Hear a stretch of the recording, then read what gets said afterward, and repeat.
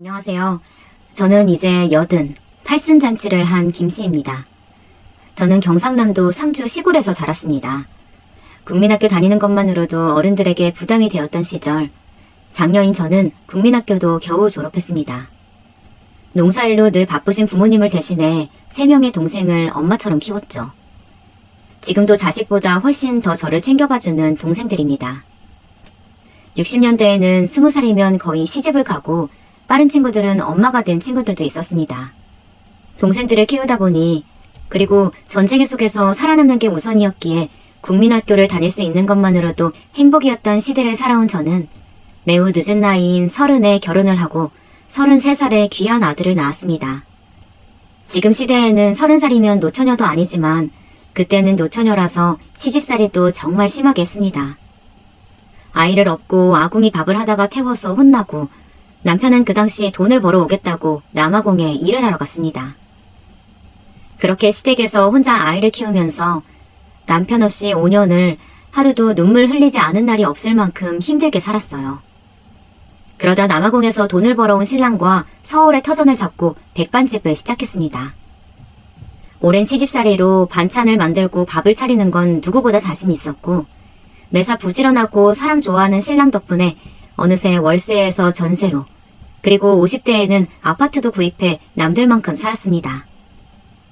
늙은 나이에 하나 있는 외동아들이라 더 해달라는 대로 다 해줬고, 제 옷은 누군가에게 얻어 입었습니다. 그래도 어디서 우리 아들 기 죽을까봐 종로 화신백화점까지 가서 고급 브랜드 옷을 사서 입혔었죠. 그 당시 50원짜리 보름달 빵은 몇십 년이 지나도 기억이 나네요. 아들이 사달라고 해서 사주고는 아들이 먹다 남긴 거 먹으면서 우리 부부는 그 50원짜리 빵이 무엇이라고 그리 아껴가면서 살았는지. 현재를 살아가는 세대들은 잘 모르겠죠. 그때는 빵은 아들 소풍날에나 사줄 수 있는 음식이었답니다.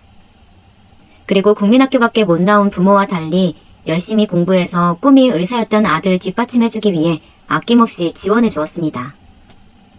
서울은 저희가 살아온 시골과 너무나도 달랐어요.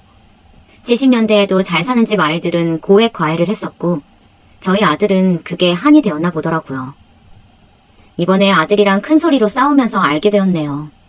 아들에게는 그런 과외를 알아보고 준비하는 것들이 엄마의 몫이었는데, 장사에 바쁘고 정보가 없는 저에게 너무나 먼 이야기들이었습니다. 우리는 최선을 다해서 키웠는데, 그게 당연한 시대이기도 했고, 저희 부부가 사는 이유가 우리 아들은 우리처럼 힘들게 살지 않기를 바래서였거든요. 지금 생각해보면 너무나 후회가 됩니다. 남들 다 가는 해외여행 한번 못 가보고 저 세상으로 가버린 남편도 아들이 이렇게 변할 줄 알았으면 저만 남겨놓고 눈 감지 못했을 겁니다. 제가 하루 종일 장사를 한다고 물질적으로만 채워줬는지 모르겠습니다. 저랑 남편은 정말 새벽 5시에 일어나 중림시장에서 장을 봐서 하루하루 장사를 해서 힘들게 번 돈이었는데, 아들은 그저 당연하게 받아들이고 늘 돈을 더 달라는 말밖에 안 했습니다. 늘 부족하다고요. 그때부터였는지 모르겠어요. 아들이랑 대화가 줄어든 시기가. 아들에게 그렇게 물질적으로 지원해주는 게 사랑이라고 생각했습니다. 아들은 우리나라에서 세 손가락에 드는 좋은 대학에 입학했고, 충분히 좋은 대학이었지만 본인 마음에는 들지 않았나 보더라고요. 저희에게 물어보지도 않고 그 당시 1,000만 원이라는 돈을 준비해달라고 했습니다. 저희가 국민학교밖에 나오지 않아서 잘 모르니까 설명할 필요가 없었는지도 모르겠어요. 일본의 유명한 대학교 편입을 하고 모든 걸 결정을 내린 뒤 돈을 마련해달라고 하더라고요. 하나 있는 아들이 공부를 잘해서 일본까지 유학을 간다는데 어느 부모가 빚내서 보내주지 아들을 말릴까요? 우리 부부 또한 집을 팔아서 지금으로 따지면 2억 정도 되는 돈을 마련해줬습니다. 지금과 달리 일본의 물가는 우리나라의 5배 정도였고, 아들 학비, 생활비 등 한 달 가게에서 번 돈을 모아서 보내줘야 했습니다. 그렇게 아들은 3년 동안 2번 정도 한국에 들어왔어요. 저희가 가볼 생각은 한 번도 못했습니다. 비행기를 탈 용기도 비용도 다 아끼면서 아들에게 보내야 된다고 믿고 살았으니까요. 저뿐만 아니라 그 시대를 살아온 부모들은 노후 계획이라는 말은 아무도 하지 않았고 다 퍼주기식 사랑이 전부인 줄 알았던 세대니까요. 다시 그때로 돌아간다면 절대 그러지 않았을 텐데요. 마음이 아프네요. 저희 부부는 더 열심히 일했습니다. 다행히 단골 손님들도 많았고 입소문이 나자 가게도 10평 남짓한 6개 테이블에서 20평 남짓한 곳으로 옮기고 어느새 일하는 직원을 들 정도로 가게를 넓혀갔습니다. 공부를 마친 아들은 일본계 대기업에 취직을 했고 취직하자마자 따로 집을 사주길 바라더라고요. 어차피 아들이 장가가면 사주려고 모은 적금을 깨서 18평짜리 아파트를 구입해줬습니다. 그때 처음으로 감사하다고 아들이 하더라고요. 그 후 아들은 아들대로 직장 다니느라 바빠서 같은 서울에 살지만 명절에만 볼 수 있었고요. 제가 반찬이라도 해서 집에 가져다 준다고 하면 집에서 밥 안 먹으니 필요 없다고 말했습니다. 내 아들이지만 남보다 어려운 그런 사이였던 것 같아요.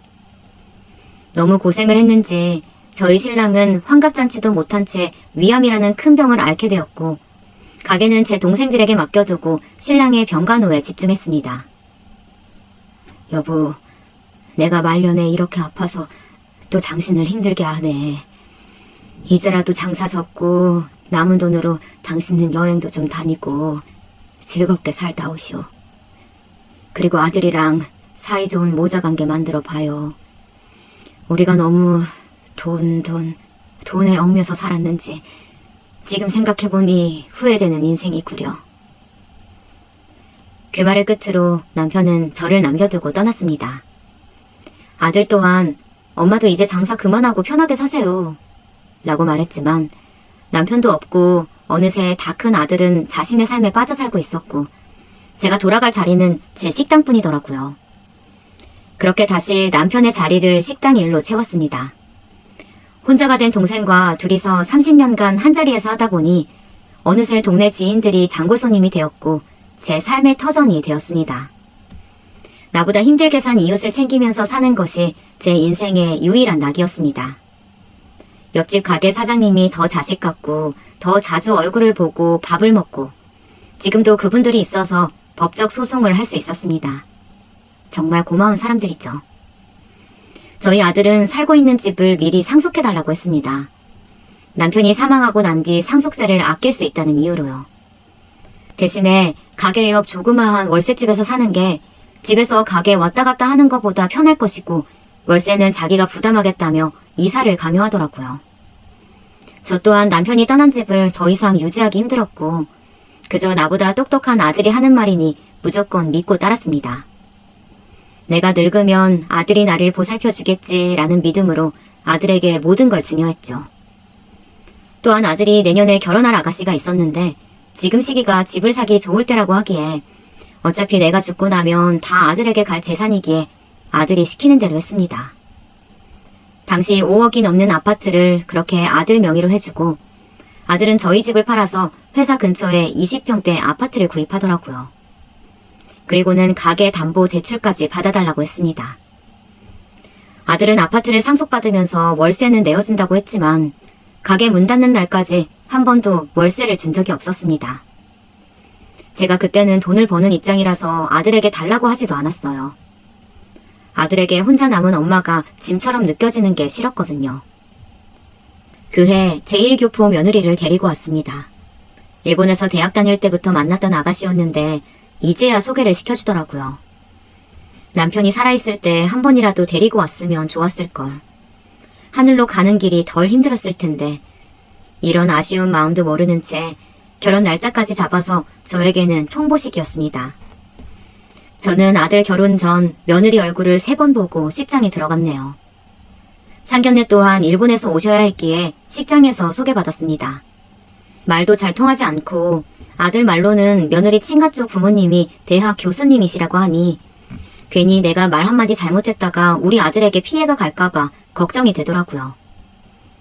그렇게 아들을 장가 보내고 첫 제삿날이 다가왔습니다. 아들, 아버지 첫 제삿날인데 그날은 하루 회사 쉴 수 있겠어? 이모들이랑 오실 건데 며느리도 데리고 오렴. 엄마가 미리 준비는 해놓을 텐데 그래도 며느리가 들어왔으니까 조금은 와서 도와주면 좋겠어. 어머니, 저희 히로미는 그런 거 할 줄 몰라요. 이 사람도 귀하게 자라서 한국식 문화도 잘 모르고 음식은 엄마가 늘 하던 거니까 엄마가 준비해주세요. 음식 준비하고 제사하는 것도 익숙치 않을 텐데 저희는 제사 시작할 때 가겠습니다. 하고 전화를 끊었습니다. 그래도 아버지 첫 제사인데 일찍 올 줄 알았어요. 아무리 일본 국적의 며느리이지만 한국에서 산 지 3년 정도 되었다고 했으니 아들은 제사하는 9시 10분 전 며느리랑 같이 왔습니다. 간단하게 인사를 하고 절을 하고 모든 친인척들의 눈치를 받은 아들은 한숨을 쉬면서 밥만 먹고 일어나서 나가더라고요. 음식을 싸준다는 저의 말에 어머니, 이 사람이 너무 불편해서 다음 제사 때는 저 혼자 올게요. 어머니도 제사 음식 차리기 힘들면 이모 불러다 하세요. 아니면 어머니도 조금만 하세요. 어머니도 장사하느라 바쁘신데 간단하게 하실 거면 저희 집에서 정말 국과 나물만 해서 해요. 저랑 남편이 어떻게 키운 아들인데 이렇게 서운한 말을 할까요? 여러분은 이런 서운한 마음이 드는 저를 이해할 수 있으시죠? 몇십 년 동안 제사를 지내다가 힘들어서 그만하면 좋겠다고 이야기가 나오면 이해합니다. 하지만 첫 제사부터 그렇게 말하는 아들을 보니 정말 그날 밤새 울었습니다. 아들 부부는 아이가 안 생기는 건지 일부러 낳지 않는 건지 괜히 며느리에게 스트레스 줄까봐 아이 문제 한번 얘기한 적 없었습니다. 저는 매해 명절마다 손자 손녀를 기다렸는데 알고 보니 아들 내외는 딩크 부부라고 아이 없이 자기들 삶을 즐기는 부부라고 하더라고요. 아기라도 있으면 그 핑계대고 아들 얼굴을 더 볼 수 있지 않을까 생각했는데 조금 더 아들이랑 가까워질 수 있을까 생각했는데 그것도 제 복이 아닌가 봅니다. 지금 생각해보면 정말 간단하게 인사만 하는 남보다 못한 사이였네요. 그렇게 10년이라는 세월 동안 아들 내외는 명절 그리고 제사 때는 아들 혼자 와서 봤습니다. 어느새 제 나이도 75이 넘어가고 오랜 가게일로 인해 허리디스크 수술을 하고 유방암까지 걸려서 도저히 장사를 더 이상 할 수 없겠더라고요. 어머니, 이제 장사 그만두시면 저희 집에서 요양하세요. 어차피 이제 허리 아프셔서 오래 서 있으시면 안 되고 유방암 수술로 왼쪽 팔은 올리기도 힘드시죠? 가게 뺀 돈으로 주택 구입하려고요. 어머니도 답답한 아파트보다는 마당 있는 주택이 더 좋으실 거라고 생각해요. 가게 정리하시고 돈은 저에게 입금해주세요. 일산 쪽에 주택단지에 투자 겸해서 살 생각이에요. 얼른 가게 정리하시고 연락주세요. 좋은 매물 있을 때 구매해야 돼요. 근처 대학병원도 있으니까 병원 다니시는 것도 걱정 안 하셔도 됩니다. 아들이 그렇게 말해주니 내심 고마웠습니다. 허리디스크 수술과 연달은 유방암 수술로 몸도 마음도 많이 지쳐 있었거든요. 가게를 판 돈까지 아들에게 물려주고 나면 제 노후 생활은 아들에게 민폐 끼치지 않을 거라고 생각했습니다. 30평대 2층짜리 건물이니 제가 병원비를 쓴다고 해도 눈치 볼 일이 아니라고 생각했고 주택집이라고 하니 제 방 또한 화장실 딸린 햇빛이 잘 들어오는 방일 거라고 생각했습니다. 그 정도 집을 구매할 만큼의 많은 돈을 미리 상속해 주었기에 하루빨리 아들이랑 같이 살 날을 기다렸습니다. 그래도 한 번쯤은 새로 만들 집에 데리고 갈 줄 알았는데 집 공사를 다 했으니 이사를 준비하라는 아들의 전화에 그래도 이제 아들 얼굴은 매일 보면서 살 수 있겠구나 생각했습니다.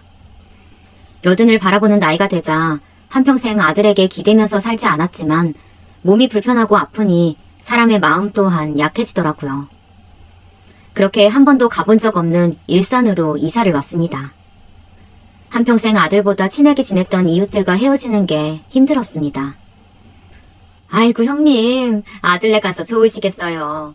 형님이 해준 청국장이랑 이제 못 먹어서 서운하네요. 자주 연락해요. 이제 우리가 보면 얼마나 더 보면서 살겠어요. 병원 올 때 연락하면 같이 밥이나 먹어요. 20년 동안 형님이 있어서 힘들 때마다 너무나 감사했어요. 한 곳에서 오래 장사를 했던 옆집 사장님이 저의 제일 친한 친구이자 자식 같은 존재였습니다. 허리디스크로 가게에서 주저앉았을 때 누구보다 저를 잘 챙겨주었던 동네 사람들을 생각하니 눈물이 나오더라고요. 유방암 수술하고 병원에 통원할 때도 택시를 불러주고 병원 가는 날인지 아닌지 카톡으로 연락 오는 것들도 다 알려준 사람들이 바로 제 이웃들이었습니다. 아들은 제가 늘 옆집 사장님이나 이웃들에게 음식을 해서 나눠주는 것이 돈 아까운 짓이라고 했지만 누구보다 내가 한 음식을 맛있다고 해주고 감사히 여겨주는데 저에게는 그게 삶의 낙 중 하나였습니다. 그렇게 아들 집에서 3년이라는 시간이 지나는 동안 저는 1층 구석진 방에 박혀 하루하루를 무료하게 보냈습니다. 음식하는 걸 좋아하는 제가 부엌에 들어가서 음식을 하고 있으면 냄새난다고 싫어하는 며느리. 아침을 안 먹는 아들과 며느리 식사 시간과 하루 3번 약을 먹어야 하기 때문에 정해진 시간에 밥을 차려 먹어야 하는 저와의 생활 패턴은 맞지 않았고 그걸로 인해 아들은 더 불편한 기색을 표하더라고요. 여보, 나 못 살겠어. 어머니랑 계속 이렇게 살아야 해? 자기가 앞으로 살아계신다고 한들 3년 안에 돌아가실 거라고 그 전까지만 모시고 살면 된다고 했잖아. 벌써 4년이나 지났어. 매일 아침마다 어머니가 1층에서 달그락 소리 내는 것도 너무 싫고 집에 들어왔을 때 음식 냄새 나는 것도 싫어. 그리고 청소를 하신다고 하는데 걸레로 한번 쓱 닦고 나랑은 정말 안 맞아. 일하는 아줌마 부르는 것도 왜 부르냐고 뭐라고 하시는데 내가 내 돈 벌어서 사람 쓰는 것도 눈치 봐야 돼? 직장에서도 힘든데 집에서도 이렇게 마음 불편하게 있어야 되는 거야? 이런 식이면 난 못 살겠어. 계속 이런 식이면 나는 일본에 가서 노후 편하게 살래. 너무 불편해.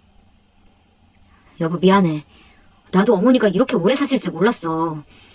유방암에 디스크에 엄마 혼자 거동이 불편하신데 사람들 보는 눈도 있고 이모들 독촉 전화도 하고 나도 너무 힘들어. 1, 2년만 더 참자. 응?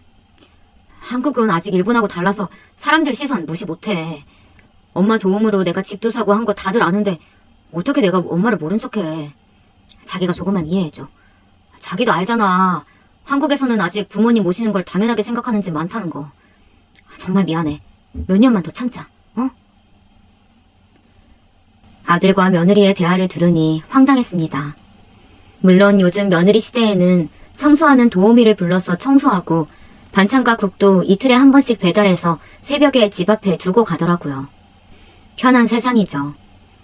하지만 6.25 전쟁 시대를 보냈고 어려운 시기를 지냈던 우리 세대에게 이렇게 돈을 낭비하는 게 사실 사치로 느껴지기도 했습니다. 아이가 있어서 어지럽고 육아가 힘든 거라면 이해를 했을지도 모릅니다. 아이를 키우면서 직장 다니면서 음식을 하고 청소를 하는 건 솔직히 너무나 힘든 일이죠. 아이들은 돌아서면 어지르고 하루 종일 치워도 표도 안 난다는 걸 저도 아니까요. 하지만 아들 부부는 아이 없이 본인들 삶을 즐기며 살기로 결정했고 저 또한 주변에 불임으로 인해서 상처받는 사람들이 있다는 걸 장사를 하면서 많이 봤습니다. 그래서 한 번이라도 자식을 낳지 않는 거에 대해 말한 적이 없었는데 아들이 이렇게 제 가슴을 갈기갈기 찢을 때마다 너도 자식 낳아서 키워봐라 라고 말해주고 싶었는데 아들은 이런 제 마음을 절대 느낄 수 없겠죠. 부모가 되어봐야 부모의 마음을 알 수 있다는 게 정말인 것 같습니다. 그러던 어느 날 제가 넘어지는 사건이 일어났습니다. 제가 당뇨가 있어서 식사를 하고 나서 30분씩 걸어야 하기에 저는 매일 식사 후 산책을 합니다. 다행히 주택 주변에 산책로가 잘 되어 있어서 늘 다니던 길이라 그날도 걱정 없이 나갔습니다. 하지만 나이가 드니 반사신경이 예전 같지 않더군요. 지나가던 자전거를 피하려다가 넘어진 거예요. 도저히 일어날 수가 없어 아들에게 전화하니 119 불러서 병원에 가서 계시면 퇴근하고 모시러 오겠다고 합니다. 며느리에게 전화하니 받지도 않더라고요. 할 수 없이 간간히 연락하던 예전 가게 옆집 사장님에게 전화를 걸었습니다. 택시 타고 30분이 넘는 거리를 바로 와주더라고요. 내가 낳은 아들보다 나를 더 아껴주는 사람이라는 걸 이때 다시금 느꼈습니다. 병원에 가니 고관절 골절이라고 입원하셔야 한다고 하네요. 자전거를 피하다가 넘어지면서 엉덩이로 넘어지니 손으로 짚지 못해 고관절에 금이 갔다고 합니다. 입원 수속을 하고 동생이 와주는 사이 아들이 찾아왔더라고요. 하루 종일 회의가 있어서 빨리 못 와서 죄송하다고 말하면서 제일 먼저 간병인부터 예약하더라고요. 괜찮다고 해도 본인도 매일 올 수 없고 며느리 또한 매일 못 오니 편하게 간병인을 부르자고 합니다. 4주 정도 입원해 있으면 재활치료도 하고 어느 정도 차도가 있어서 병원이 너무 답답해서 아들에게 집에 가고 싶다고 전화를 했습니다. 엄마, 지금도 계단 오르기 쉽지 않으니까 요양병원에 조금 더 계시고 완전히 걸으실 수 있을 때, 혼자서 다 하실 수 있을 때 퇴원하시는 건 어떠세요? 병원이 갑갑할 수도 있겠지만 그래도 새끼 밥 걱정 안 하셔도 되고 간병인 아주머니에게 들으니까 매일 산책도 시켜드린다고 하는데 오늘 제가 바쁘니까 주말에 한번 가보도록 할게요. 하고 전화를 끊는 아들에게 서운함에 그만 눈물이 나더라고요. 며느리 또한 어머니, 제가 제 일이 바빠서 어머니 챙겨드릴 수 없어요. 어머니도 저보다 간병인이 더 편하실 거라고 생각해요. 좋은 병원으로 알아보고 가시는 거니까 너무 서운하게 생각하지 마세요. 저랑 어머니 입맛도 다르고 제가 씻겨드리는 것도 불편하실 거잖아요. 어머니가 집으로 오시면 신랑도 더 불편해할 거예요. 라고 말하니 우리가 가족인가 생각이 들었습니다. 너무 속상해서 동생에게 전화를 걸었어요. 나야, 나 너무 속상하고 서러운데 내 아들 이야기라 어디 가서 욕도 못하겠고 내 아들이 나한테 이러는데 생판 남인 며느리는 오죽할까 싶어서 아무 말도 못했어. 동생, 내가 아들을 잘못 키웠나 봐. 내가 이러려고 그렇게 아끼고 힘들게 돈 벌어서 유학 보내고 한 게 아닌데 내가 정말 잘못 살았나 봐. 너희 형부 갈 때 나도 같이 갔어야 했나 봐. 무슨 부귀영화를 더 누리려고 이렇게 혼자 살아남아서 이렇게 살아야 하니. 언니, 지환이가 어릴 때 공부는 잘했지만 이모한테 말 한 번 먼저 건 적 없고 늘 자신 혼자 다른 세상에 사는 아이처럼 살았잖아. 우리 아들도 늘 그렇게 살더니 본인 아이 낳고 나니 이제야 부모 마음을 아는 건지 철이 좀 들었어. 지원이는 아이까지 없으니까 언니의 마음을, 희생을 생각지도 못할 거야. 아휴, 우리 언니 불쌍해서 어떡해. 내가 지환이한테 한마디 해야겠어. 아무리 생각해도 이건 아니야. 언니가 어떻게 자기를 키웠는데 엄마를 이렇게 무시할 수가 있어? 며느리도 그래. 아무리 일본인이라고 해도 정도가 심하잖아. 배운 자식이면 뭐해. 돈 많은 집안 자식이면 이렇게 시엄마 무시해도 되는 거야? 나 대신 화를 내주는 동생과 통화하니 조금은 마음이 풀렸습니다. 딸도 없는 저에게 여동생과 옆집 사장님은 딸 같은 존재였네요. 그렇게 병원에 4개월 동안 있었습니다. 그동안 아들은 6번, 며느리는 3번 면회를 왔습니다. 같은 병실 사람들도 저는 자식도 없는 노인이라고 생각했을 만큼 와서 물 한 잔 마시지 않고 앉아있다가 갔습니다. 간병인 분 또한 마지막 날 제 손을 붙잡고 말하더라고요. 집에 가서도 이렇게 잘 챙겨주지 않으면 힘들면 전화하세요. 제가 한 번은 도와드리러 갈게요. 할 만큼 아들 내외는 병원비를 낸다는 이유로 본인 도리를 다 한 것 같이 말했습니다. 4개월 만에 집에 오니 제 방을 청소 한번 하지 않은 채 있더라고요. 적어도 4개월이나 방을 비웠으면 물걸레질 한번 할 만도 하고 미리 온다는 것도 알고 있었을 텐데 참 야속한 아들 내외입니다. 방을 정리하고 다시 제 삶을 찾아가니 어느새 팔순이라는 나이가 되었네요. 어머니, 팔순잔치는 하셔야죠.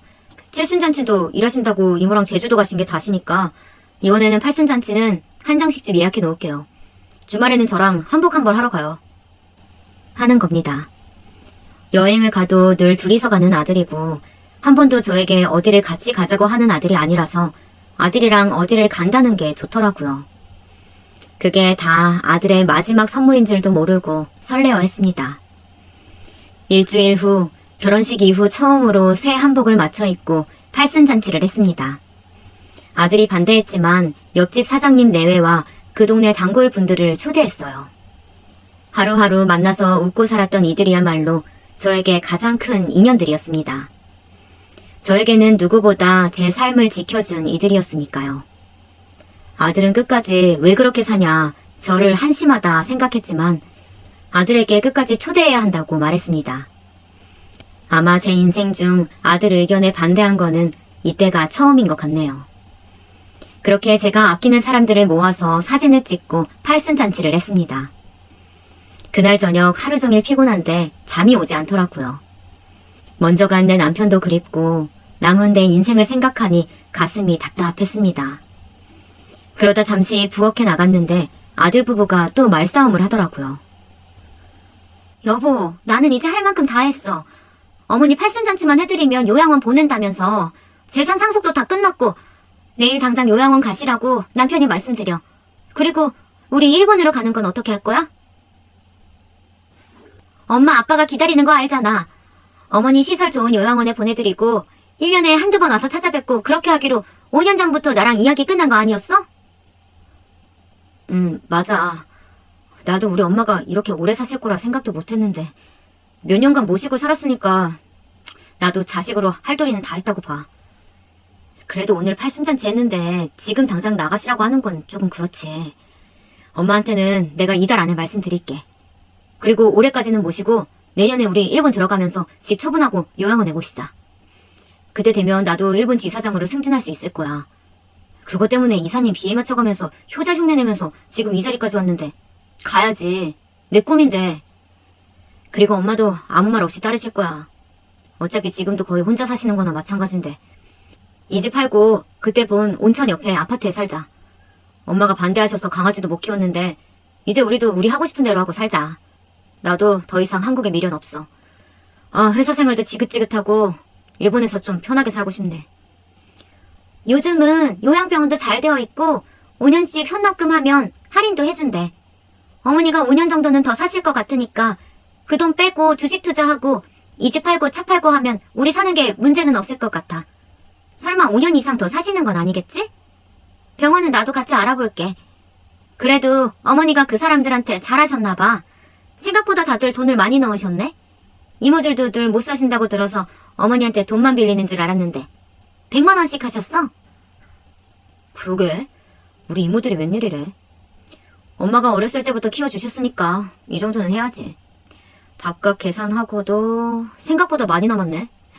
예전 식당 사람들까지 불러서 솔직히 밥값 많이 나올까봐 걱정했는데 이 사람들도 양심은 있네. 엄마가 반찬도 공짜로 주고 돈도 빌려주고 했었는데 이럴 때 엄마한테 갚아야지. 이거는 주식에 다시 투자하면 되겠다. 생각보다 현금이 많이 들어와서 다행이야.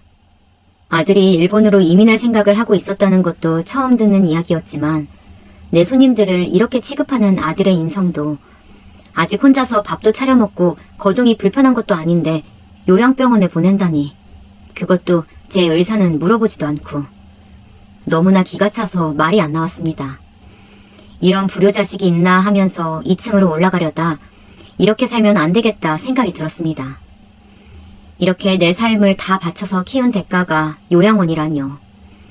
삼시세끼 밥을 차려달라는 것도 아니고 아들 부부 내외에게 피해 안 주고자 아침에 최대한 늦게 방문을 열고 나갔고 아들 내외가 말이 없이 여행을 가서 몇 날 며칠 집에 들어오지 않아도 혼자서도 잘 살았습니다. 몇 년이라는 시간 동안 같이 아침을 먹은 적이 없었고 그나마 아들 내외가 반찬 배달한 거 그리고 제가 해먹은 것들은 제가 가진 돈으로 샀습니다. 아들 내외가 뻔히 아침 점심 안 먹는 걸 아는데 장을 같이 보러 가자는 것도 눈치 보여서 혼자서 가서 사왔습니다. 그런데 치매가 온 것도 아니고 제 다리로 못 걷는 것도 아닌데 그렇게 쉽게 짐처럼 버리듯이 요양원에 보낸다고 하니 용서할 수가 없었습니다. 다음날 아침 저는 옆집 사장님께 이 사실을 알렸습니다. 내 자식이라 너무나 부끄러웠지만 나보다 어리고 주변에 아는 사람이 많아서 어떻게 도움을 받을 수 있을지 알아봐 줄 수 있을 것 같아 울면서 부탁을 했습니다. 어디서부터 시작해야 할지 너무나 깜깜했어요. 하늘도 참 무심하다 생각도 했습니다. 그냥 이대로 나가서 죽어버릴까 생각도 수천 번 했습니다. 100원 한 푼도 허투루 쓴 적이 없고 내가 할 수 있는 모든 것을 해주면서 키웠습니다. 물론 아들에게는 부족한 어미였을지 몰라도 저에게는 최선이었어요. 그런데 이렇게 배신을 하네요. 아들에게는 제가 어미가 아니라 짐처럼 느껴지나 봅니다. 한나절 동안 멍하게 있으니 전화가 왔습니다. 언니, 저희 점심시간에 자주 오시던 그 변호사 선생님 기억나요? 어제 우연히 이 동네에 소송 준비 때문에 왔다가 가게를 찾아오셨더라고. 제가 언니 사정 이야기했어요. 우리가 혼자서 소송하는 건 어려울 것 같아서 전문가에게 자문을 구하는 게 더 좋을 것 같아요. 그분이 언니 기억하더라고. 언니가 청국장에 소주에 매번 엄마 집 바깥이 느껴져서 좋았다고. 걱정 말라고 했어요. 언니 그러니까 너무 걱정하지 마요. 나랑 같이 변호사 사무실 갑시다. 내가 명함 받아왔어요. 언니 울지만 말고 이럴 때일수록 밥도 잘 챙겨 먹고 힘내요. 언니 이렇게 울다가 쓰러지면 큰일 나. 혹시 무슨 일 있음 전화하시고요.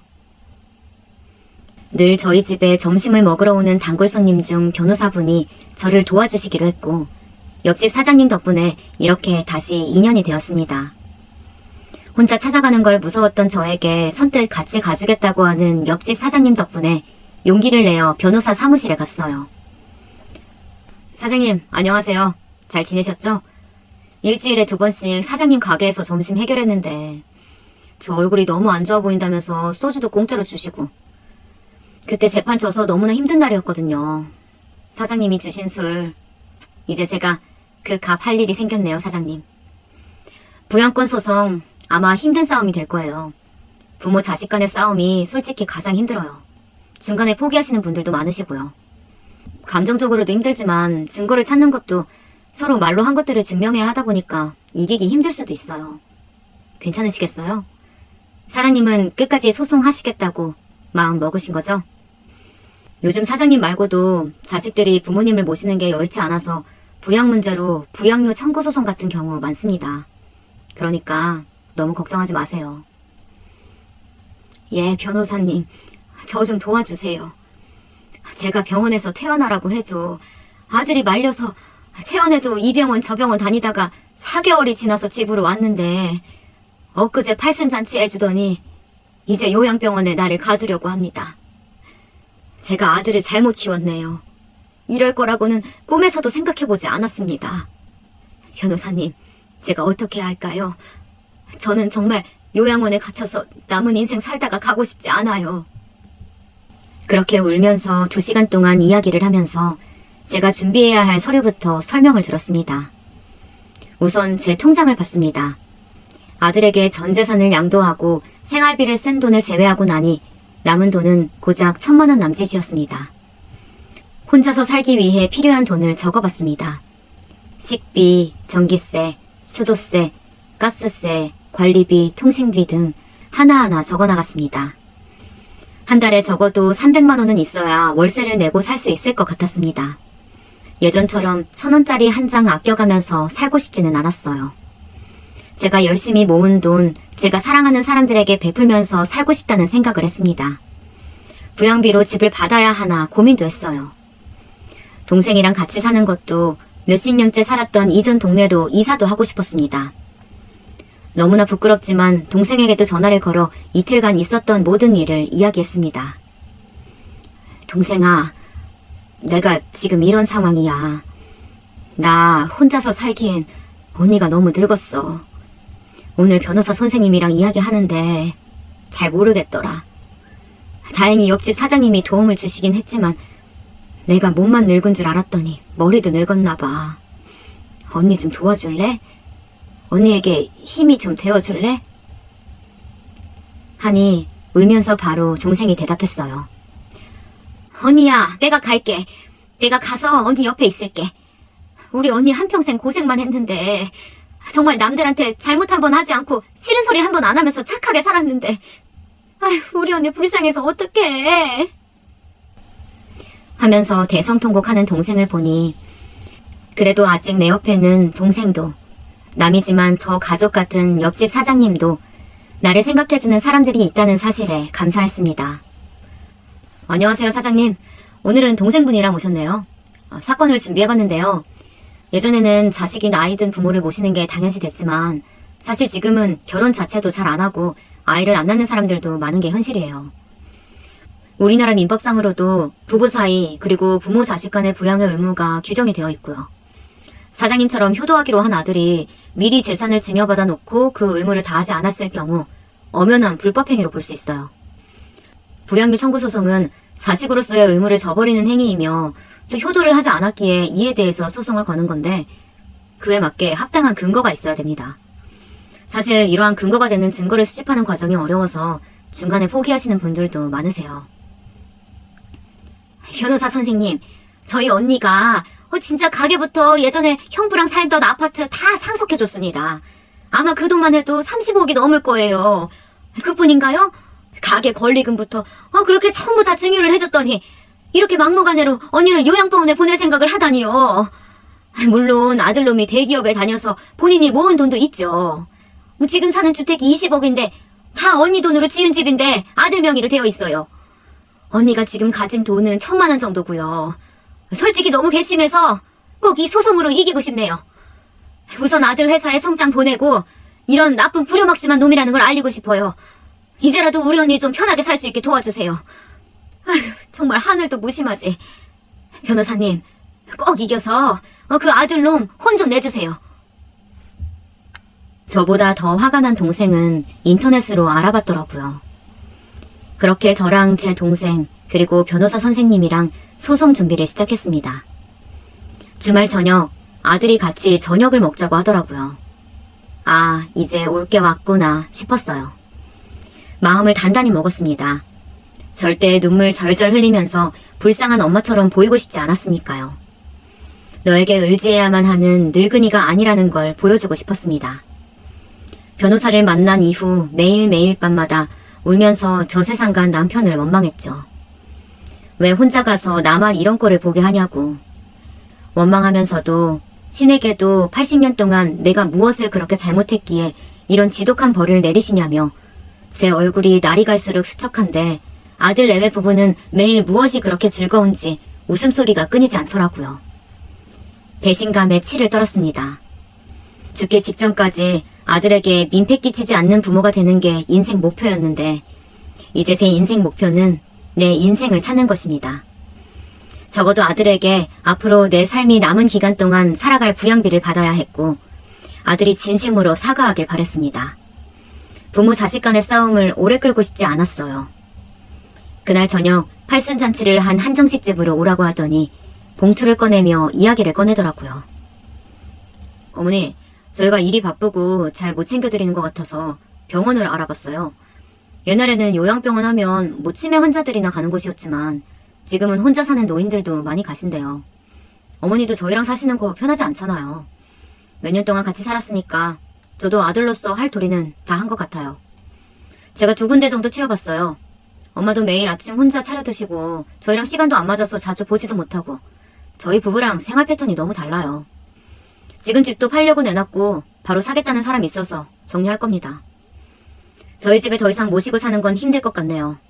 어머니도 요양병원 가셔서 삼시세끼 걱정 안 하시고 늘 케어받으면서 가시면 또래분 친구분들도 사귀기 편하실 거예요.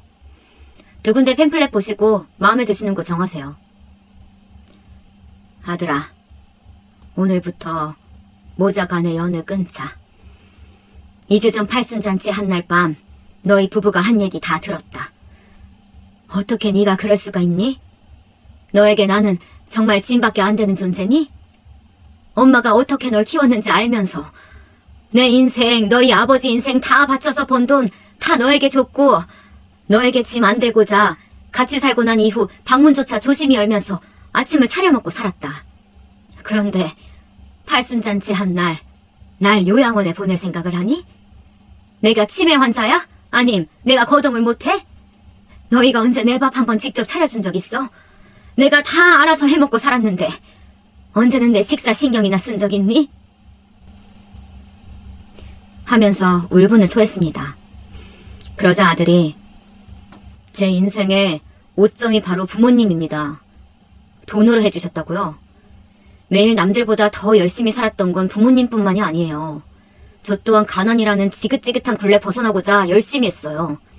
나보다 성적 나쁜 애가 의대 갔을 때 얼마나 비참했는지 아세요? 겨우 준비해서 일본 유학 갔다 왔지만 사실 거기서도 돈은 늘 모자랐고 다른 친구들은 여행이다 하면서 올 때 죽어라 공부만 했습니다. 그런 저를 사람처럼 챙겨준 게 지금 아내고요. 처음부터 자식은 안 낳을 생각이었습니다. 지금은 잘 살지만 언제 가난이 저를 찾아올지 모르니까요. 제 아이들한테는 가난을 물려준다 생각하기도 싫어요. 제 어린 시절 저는 생각하기도 끔찍한 기억들밖에 없어요. 부모님이라고는 매일 밤에 얼굴 잠시 보는 게 끝이고 가게에 바빠서 상담 한번 제대로 오신 적도 없으면서 이제 와서 가족 타령하시는 건가요? 처가살이 네, 하고 있습니다. 그리고 잘 사는 집 자식과 결혼하고 싶었습니다. 제가 주식으로 돈 잃었을 때 갚아주신 거 저희 장인어른이셨어요. 잘 사는 집 자식처럼 저도 그렇게 살고 싶어요. 그래요. 말 나온 김에 솔직하게 말씀드릴게요. 어머니만 안 계셨으면 벌써 10년 전에 일본으로 갔을 겁니다.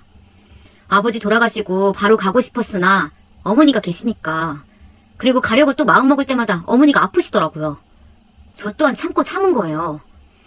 그럼 제 인생은요? 저 더 이상 한국에서 회사 다니기도 싫고 승진에 목숨 걸면서 살고 싶은 생각도 없어요. 일본에서 이제 편하게 살고 싶은데 그게 뭐가 그렇게 잘못된 건가요?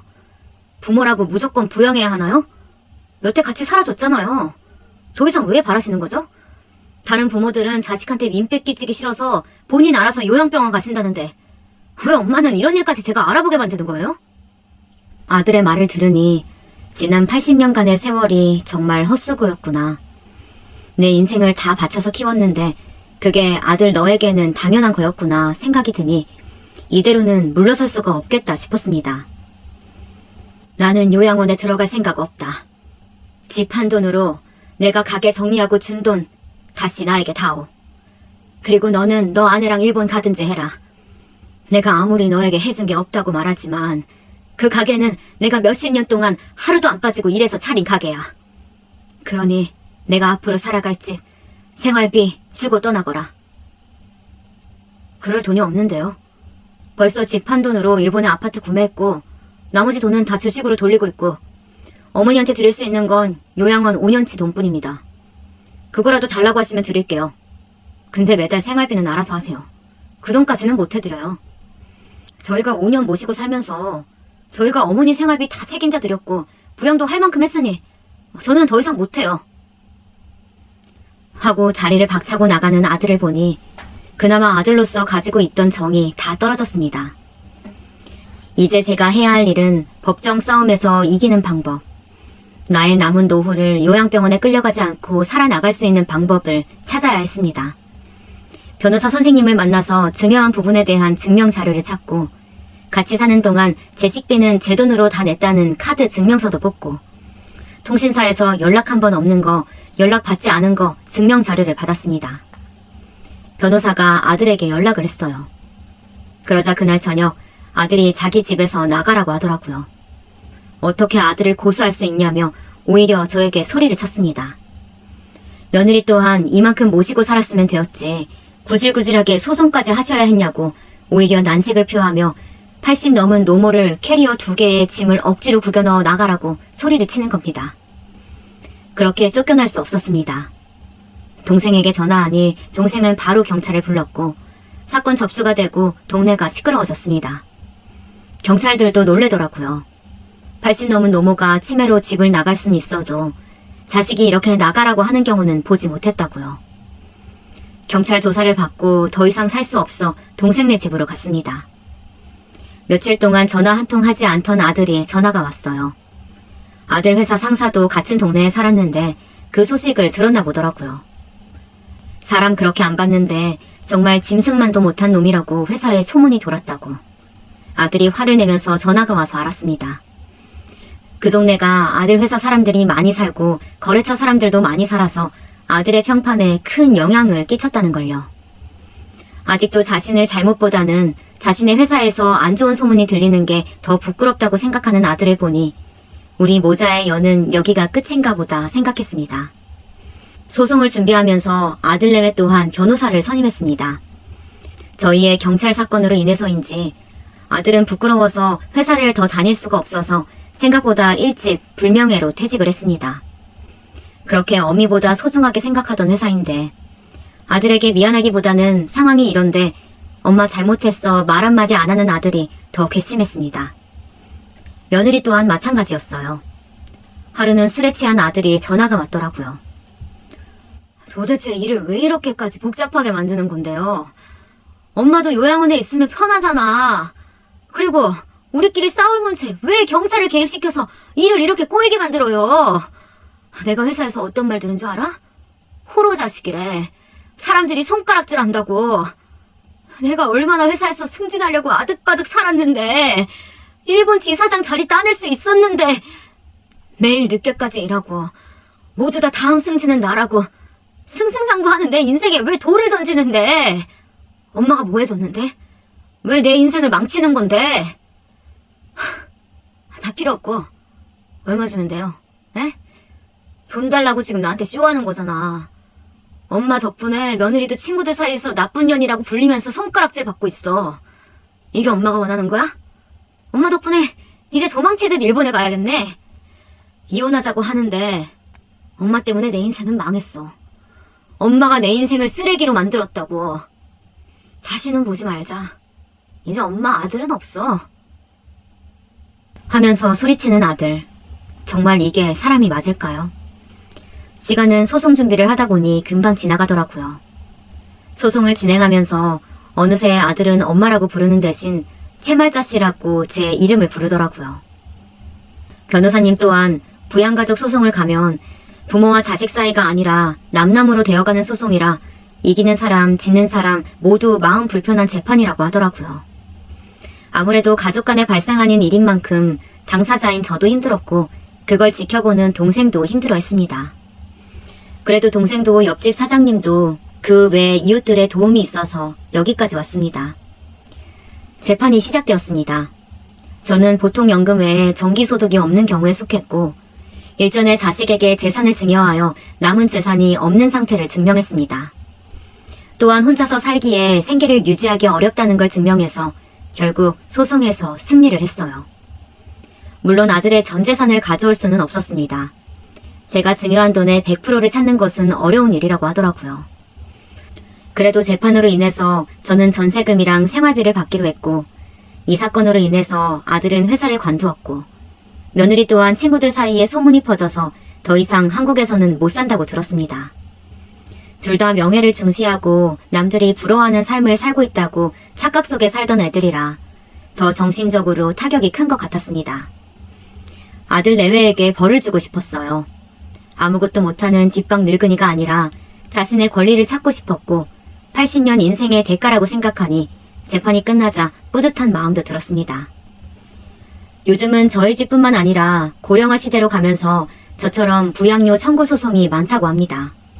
이걸 전문으로 하는 변호사 팀까지 있는 거 보니 저처럼 마음고생하는 어미들이 많구나 싶으면서도 다들 자식을 믿고 재산을 증여했는데 어떻게 그럴 수가 있는 건지 이 세상이 얼마나 각박해졌으면 하는 생각과 이제부터라도 잘 살아야지 라는 생각이 들었습니다. 너무 막막하고 과연 잘 해낼 수 있을까 고민하시는 분들 많으실 겁니다. 무엇 하나 확신할 수 없는 상황이지만 그래도 힘을 내서 포기하지 않았기에 지금 동생이랑 즐겁게 살고 있습니다. 이 글을 보시는 제 나이 또래 분이 계신다면 증여를 할 때에는 꼭 효도각서, 법적으로 효력이 있는 각서를 받으시길 바랍니다. 우리 아들은 그런 나쁜 놈이 아니다 라고 믿고 계시다면 저처럼 피눈물 나는 날이 올 수도 있습니다. 미리 변호사와 만나서 상담을 받아보세요. 그때 제가 포기하고 아들이 시키는 대로 요양병원에 가 있었다면 지금처럼 자유롭게 살지 못했겠죠. 이제는 저도 10년도 남지 않을 제 인생 봉사하면서 동생과 여행도 다니면서 살아야겠습니다.